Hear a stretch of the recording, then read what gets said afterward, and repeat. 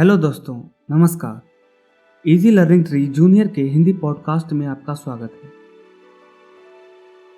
आज की कहानी लिखी है मशहूर लेखककार भीष्म साहनी ने और कहानी का शीर्षक है दो गुरैया। घर में हम तीन ही व्यक्ति रहते हैं, माँ, पिताजी और मैं। पर पिताजी कहते हैं कि यह घर सराय बना हुआ है। हम तो जैसे यहाँ मेहमान हैं, घर के मालिक तो कोई दूसरे ही हैं। आंगन में आम का पेड़ है, तरह तरह के पक्षी उस पर डेरा डाले रहते हैं। जो भी पक्षी पहाड़ियों घाटियों पर से उड़ता हुआ दिल्ली पहुँचता है, पिताजी कहते हैं वही सीधा हमारे घर पहुँच जाता है, जैसे हमारे घर का पता लिखवा कर लाया हो। यहाँ कभी तोते पहुँच जाते हैं तो कभी कौवे और कभी तरह तरह के गोरैया।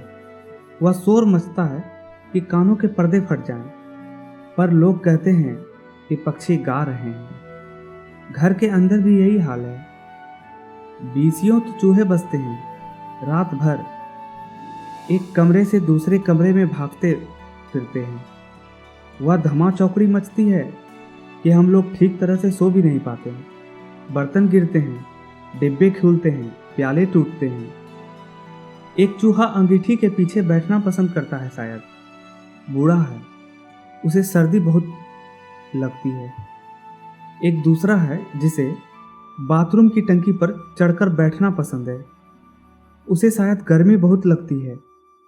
बिल्ली हमारे घर में रहती तो नहीं, मगर घर उसे भी पसंद है और वह कभी कभी झांक जाती है। मन आया तो अंदर आकर दूध पी गई, न मन आया तो बाहर से ही फिर आऊंगी कहकर चली जाती है। शाम पड़ते ही दो तीन चमगादड़ कमरों के आर पार पर फैलाए कसरत करने लगते हैं। घरों में कबूतर भी हैं। दिन भर गुटरुगु का संगीत सुनाई देता रहता है। इतने पर ही बस नहीं, घर में छिपकलियां भी हैं और बर्रे भी हैं और चींटियां की तो जैसे फौज ही छावनी डाले हुए हैं। अब एक दिन दो गुरैया सीधी अंदर घुस गई और बिना पूछे उड़ उड़कर मकान देखने लगी। पिताजी कहने लगे कि ये मकान का निरीक्षण कर रही है कि ये उनके योग्य है या नहीं। कभी वे किसी रोशनदान पर जा बैठती तो कभी खिड़की पर। फिर जैसे आई थी वैसे ही उड़ भी गई। पर 2 दिन बाद हमने क्या देखा कि बैठक की छत में लगे पंखे के गोल में उन्होंने अपना बिछावना बिछा लिया है और सामान भी ले आई है और मज़े से दोनों बैठी गाना गा रही है। जाहिर है उन्हें घर पसंद आ गया था। माँ और पिताजी दोनों सोफे पर बैठे हैं, उनकी ओर देखे जा रहे हैं। थोड़ी देर बाद माँ सिर हिलाकर बोली, अब तो ये नहीं उड़ेगी, पहले इन्हें उड़ा देते तो उड़ जाती। अब तो इन्होंने यहाँ घोंसला बना लिया है। इस पर पिताजी को गुस्सा आ गया। वह उठ खड़े हुए और बोले, देखता हूँ यह कैसे यहाँ रहती है। गोरैया, मेरे आगे क्या चीज़ है, मैं अभी निकाल बाहर करता हूँ। छोड़ो जी, चूहे को तो निकाल नहीं पाए, अब चिड़ियों को क्या निकालोगे, माँ ने व्यंग से कहा। माँ कोई बात व्यंग में कहे तो पिताजी उबल पड़ते हैं। वह समझते हैं कि माँ उनका मजाक उड़ा रही है। वह फौरन उठ खड़े हुए और पंखे के नीचे जाकर जोर से ताली बजाई और मुंह से शू शू कहा, बाएं झुल्लाई। फिर खड़े कूदने लगे, कभी बातें झुलाते हैं, कभी शाशू करते। गोरैयों ने घोंसलों में से सिर निकालकर नीचे की ओर झांक कर देखा और दोनों एक साथ चींची करने लगी और माँ खिलखिलाकर हंसने लगी। पिताजी को गुस्सा आ गया, इसमें हंसने की क्या बात है। माँ को ऐसे मौक़ों पर हमेशा मजाक सूझता है। हंसकर बोली, चिड़ियाँ एक दूसरे से पूछ रही थी यह आदमी कौन है और नाच क्यों रहा है। तब पिताजी को और भी ज्यादा गुस्सा आ गया और वह पहले से भी ज्यादा ऊंचा कूदने लगे।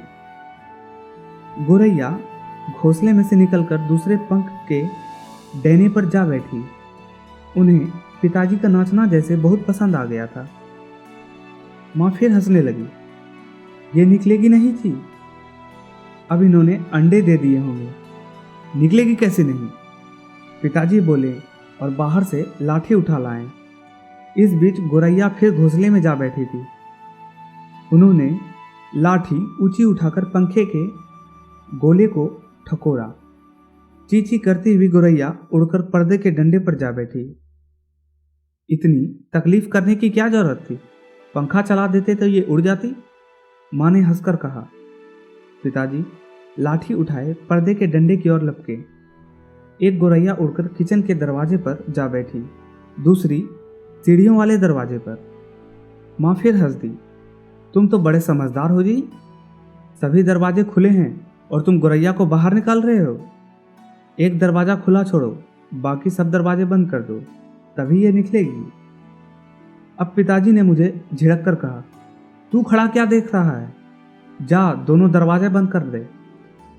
मैंने भागकर दोनों दरवाजे बंद कर दिए, केवल किचन खुला रह गया था। पिताजी ने फिर लाठी उठाई और गोरैये पर हमला बोल दिया। एक बार तो झूलती लाठी माँ के सिर पर लगते लगते बची। ची ची करती चिड़ियाँ कभी एक जगह तो कभी दूसरी जगह जा बैठती। आखिर दोनों किचन की ओर खुलने वाले दरवाजे से बाहर हो गई।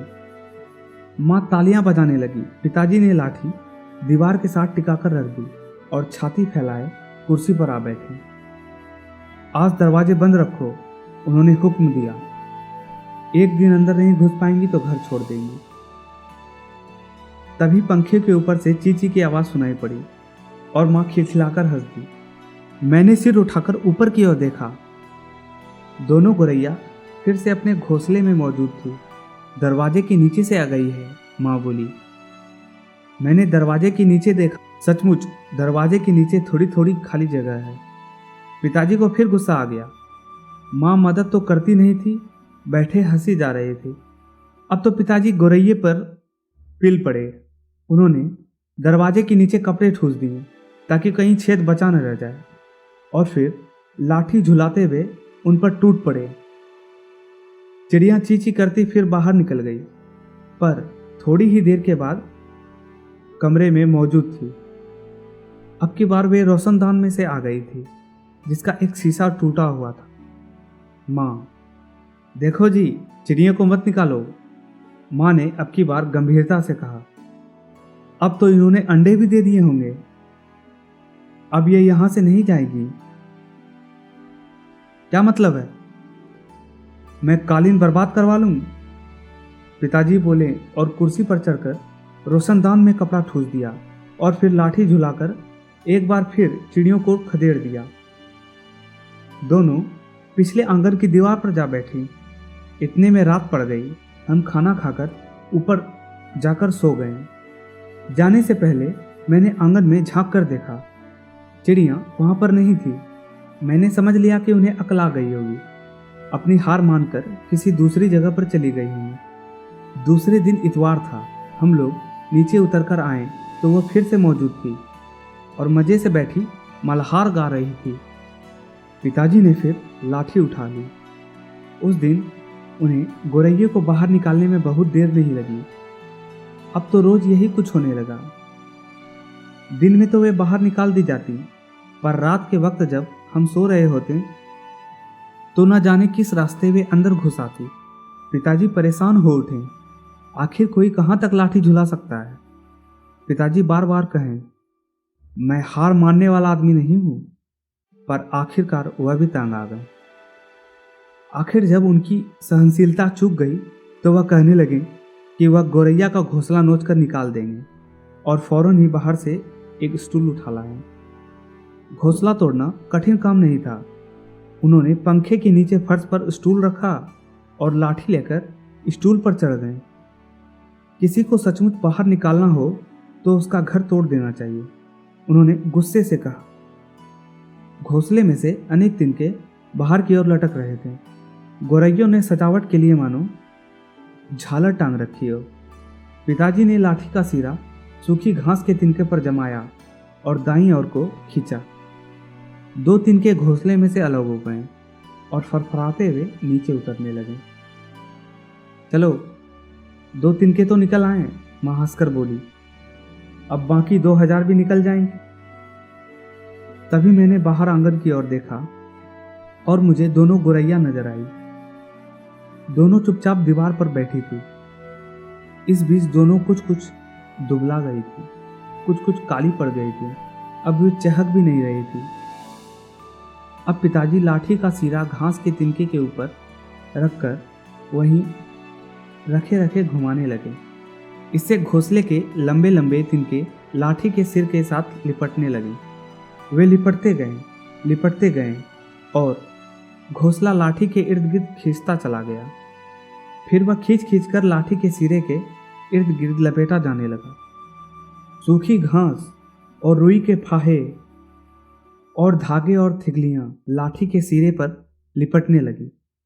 तभी सहसा जोर से आवाज आई, चीची चीची। पिताजी के हाथ ठिठक गए। यह क्या गौरैया लौट आई? मैंने झट से बाहर की ओर देखा। नहीं, दोनों गौरैया बाहर की दीवार पर गुमसुम बैठी थी। चीची चीची फिर आवाज आई। मैंने ऊपर देखा। पंखे के गोल के ऊपर से नन्ही नन्ही गौरैया सिर निकाल के नीचे की ओर देख रही थी और चीची चीची किए जा रही थी। अभी भी पिताजी के हाथों में लाठी थी और उस पर लिपटा घोंसले का बहुत सा हिस्सा था। नन्ही नन्ही दो गौरैया वे अभी भी झांके जा रही थी और चीची करके मानो अपना परिचय दे रही थी। हम आई हैं, हमारे माँ बाप कहाँ हैं? मैं अवाक उनकी ओर देखता रहा।